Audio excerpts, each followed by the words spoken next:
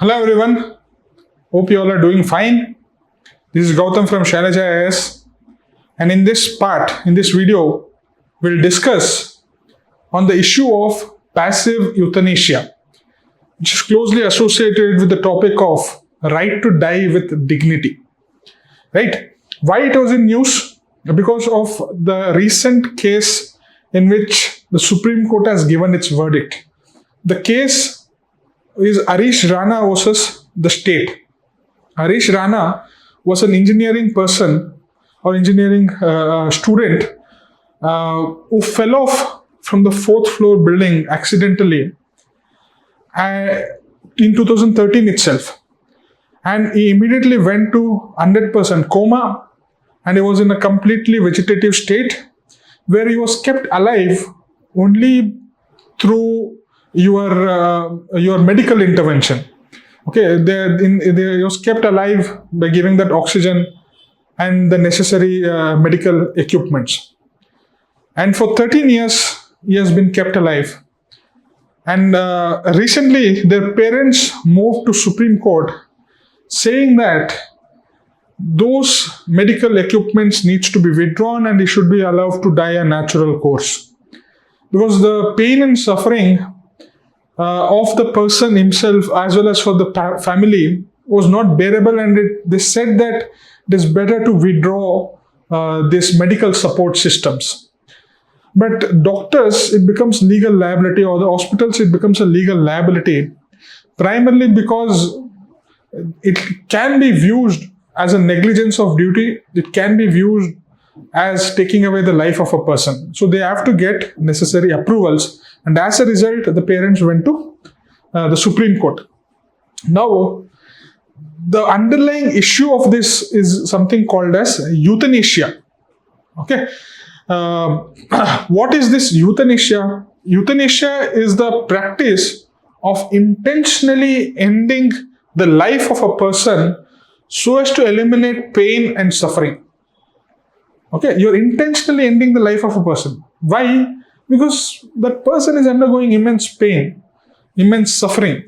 So you want to end that pain by ending the life itself. It might look very absurd, it might look very bizarre at an outset, but that is the social reality. If you look at some of the terminally ill patients, like cancer patients, who are in stage 3, stage 4, they'll be undergoing immense pain.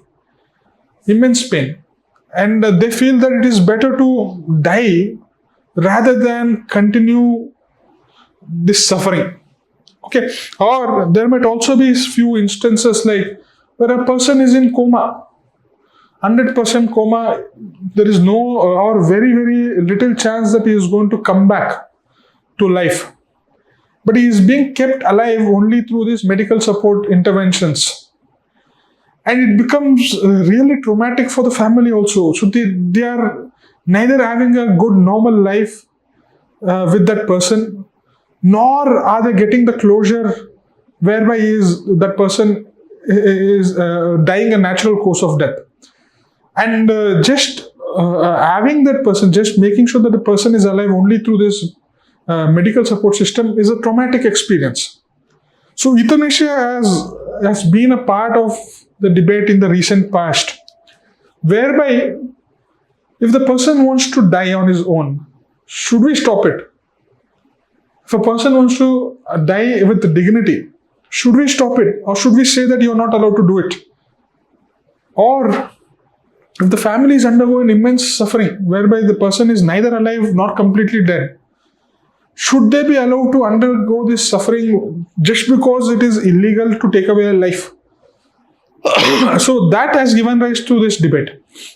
Active euthanasia means where you are injecting a chemical so that the person dies. Passive euthanasia is whereby whatever medical support that you would have put in, for example, if you look at this, there is this tubes that are going in, there's this entire ICU. So if that is removed, the person will automatically die. So that is called as your passive euthanasia. Okay, so we'll try and understand this issue, how this issue has been evolved through Supreme Court judgments, and we'll try and understand what was the recent case And more importantly, from an ethical perspective, this is an ethical issue. So this is having a good overlap with your GS4 paper. There's a possibility of this being asked through a case study format, okay, about euthanasia or the right to die with a dignity.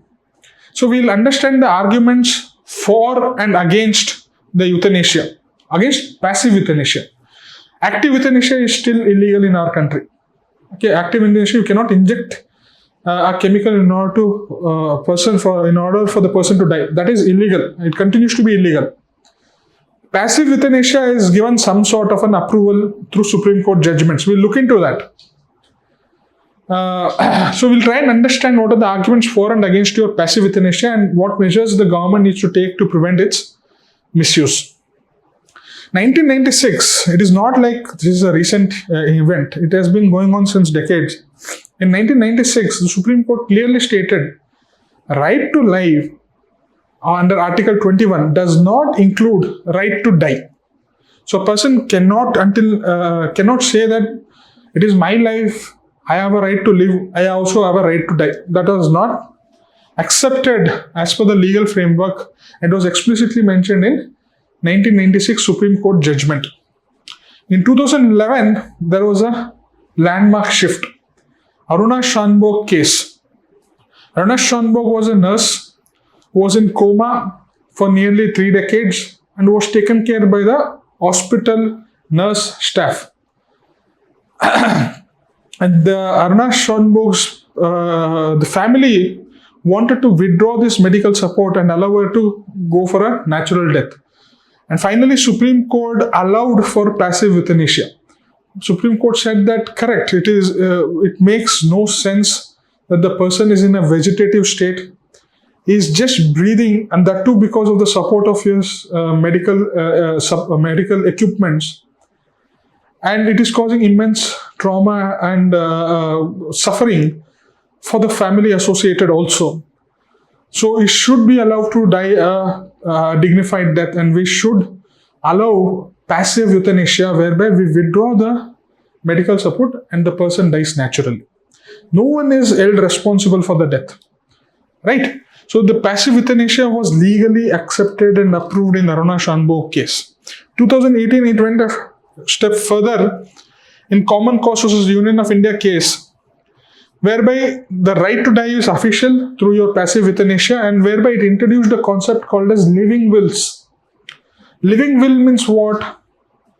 That a person, for example, a person is in 2nd or 3rd stage of cancer.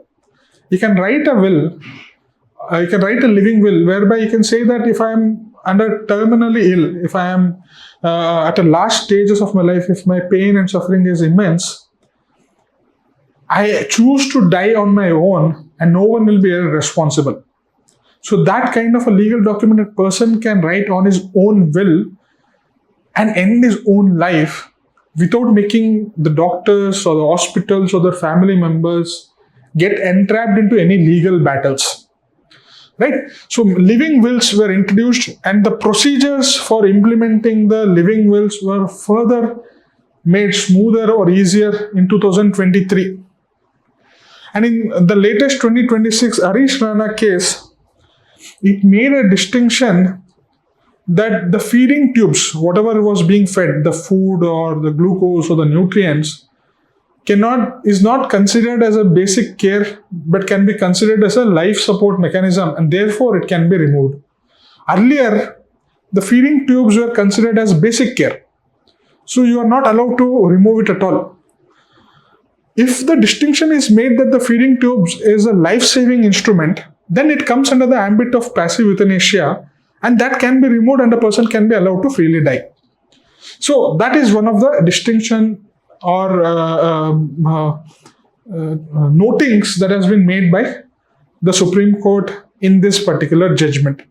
See, the very case is not important, but what is important from examination perspective are the arguments in favor and against of passive euthanasia.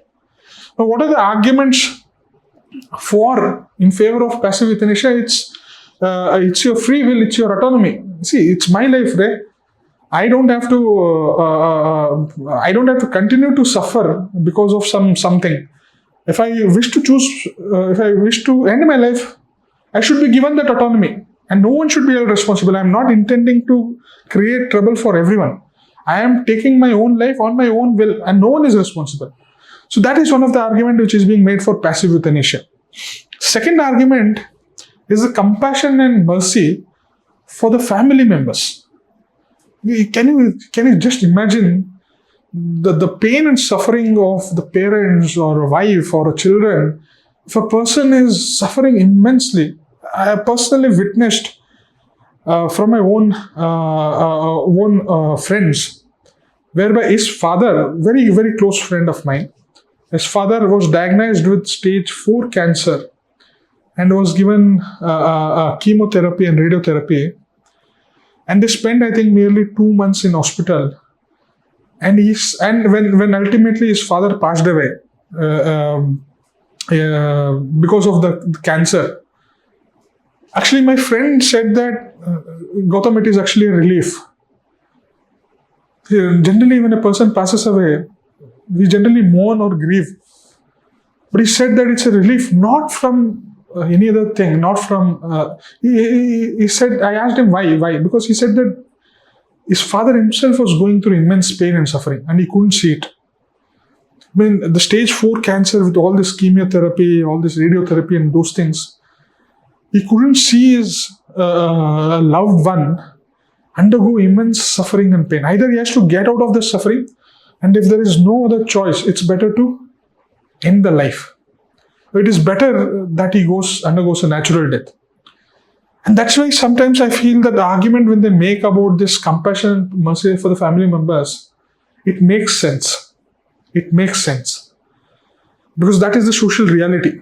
Okay? And that is one of the arguments for passive euthanasia. Right? So it relieves your family burden, and on a compassion and mercy grounds for terminally ill patients to end their life and end their sufferings. Right? What are the arguments against this passive euthanasia? Obviously, when you the religious or a conservative mindset will always say the sanctity of life is very important. God has given us this life, and no other institution or a person has the right to take away that life. How can you allow a life to be taken away? Right? That is one argument. Okay. Second is that if I allow this passive euthanasia, they will be misused. People, for the sake of properties, can say that that person was suffering, that person was terminally ill, so therefore we withdrew the support, so that if the person dies, the property will come to his name. So there is a high risk of misuse. That happens. What will happen if the doctor and the hospital is also hand in glove with the family members, who will give an excuse that, okay, this person was terminally ill, he was suffering, therefore we withdrew the support, and therefore the person killed. Or who knows? High possibility, especially when it comes to property disputes, people go to such an extent that they are willing to kill their own family members. So there is a risk of misuse by this provision. Okay. Third is medical fallibility. Doctors may be wrong. If a doctor says that 90% of the chance is not able to come out of the coma, but still there is 10%. Who knows, after 2 years, 3 years, 5 years, he can come back to life. Who knows, the suffering can end. Who knows, the technological advancement in the next 1 year can see a breakthrough and he can get access to that medicine and end his suffering.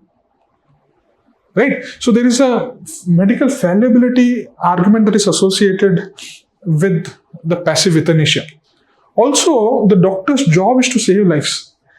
And if you are allowing to do the exact opposite, will it not create a conflict with regard to the very duty, ethics, and the oath that the doctor takes? Right? So that is one of the arguments. And again, the last argument is your slippery slope. If you allow for this, tomorrow you will ask for active euthanasia. So that is one of your slippery slope arguments. So what can be the measures that can be taken to prevent its misuse? First and foremost, independent verification needs to be put in place. Okay, and if at all a person is or a passive euthanasia is being undertaken, a team of doctors needs to approve it. It has to be approved multiple times, not just by one team of doctors, by other 2 or 3 team of doctors. Strict medical criteria needs to be put in place. There has to be independent verification. Okay, and more importantly, there has to be cooling off period. See, when you agree for it, you need not have to implement it immediately. There has to be cooling off period to allow for grieving, to allow for final goodbyes, to allow for a chance for recovery, those things. And lastly, an ethics committee has to be established at every hospitals, especially when such kind of ethically challenging issues are brought into picture, right? So these are some of the safeguards that needs to be put in place: strict medical criteria, independent authentication, cooling off period, and hospital ethics committees who needs to be monitored, audited regularly by the government, right? So there is one question regarding this. Passive euthanasia presents a profound moral dilemma, pitting the ethical principles of a patient autonomy and compassion against the traditional sanctity of life. Critically evaluate the ethical arguments for and against the withdrawal of life-sustaining treatments in the case of terminally ill patients. So they are just asking you the arguments for and against your passive euthanasia, right? So you can frame your answer and you can send it to me for evaluation or feedback. My number is this. I'm available on WhatsApp and Telegram, or you can email it to my email ID. So all the very best.